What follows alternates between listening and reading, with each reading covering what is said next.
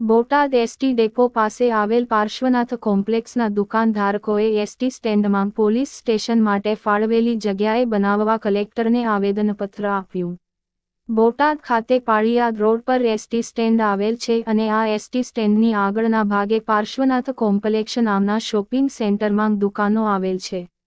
આ પાર્શ્વનાથ કોમ્પ્લેક્સ બનાવતા સમયે વડીલોને બેસવા માટે એક બગીચો બનાવેલ હતો અને તેની જગ્યા કોમન પ્લોટ અને સાર્વજનિક રીતે ઉપયોગમાં લેવાય તે માટે જે તે સમયે ફાળવવામાં આવેલ હતી અને એસટી સ્ટેન્ડની અંદરના ભાગે પોલીસ ચોકી બનાવવા માટેની જગ્યા ફાળવેલ છે।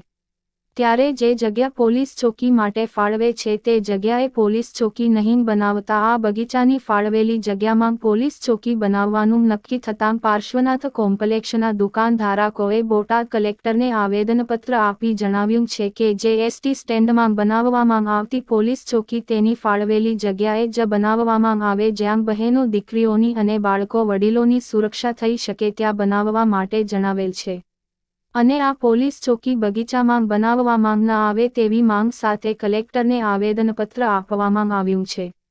Rajesh Shah, R news Botad. પરિચય સાહેબ।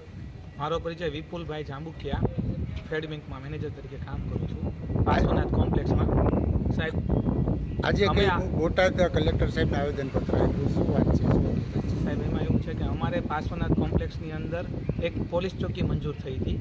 અમારો જે અત્યારે વડીલોનો વિસામો, બાળકોને રમવાની જગ્યા અને બગીચો છે ત્યાં લોકો પોલીસ ચોકી બનાવવા માંગે છે। એકચ્યુઅલી જે પોલીસ ચોકી પાસ થઈ હતી એ જગ્યા અલગ જગ્યાએ છે અને ત્યાંથી ખસેડીને એ લોકો આ બગીચામાં પોલીસ ચોકી મંજૂર કરીને ત્યાં બનાવવા માંગે છે અને ત્યાં પોલીસ ચોકી બનાવવા જેનો કોઈ મતલબ નહીં રહે, કારણ કે જે જગ્યા મૂળ પાસ થઈ હતી ત્યાં દીકરીઓની સંરક્ષણ અને એક બધા વિદ્યાર્થીઓ માટે રક્ષણ માટે બનાવવાની મંજૂરી થયેલી હતી, એની જગ્યાએથી ખસેડીને બગીચામાં બનાવવા માંગે છે।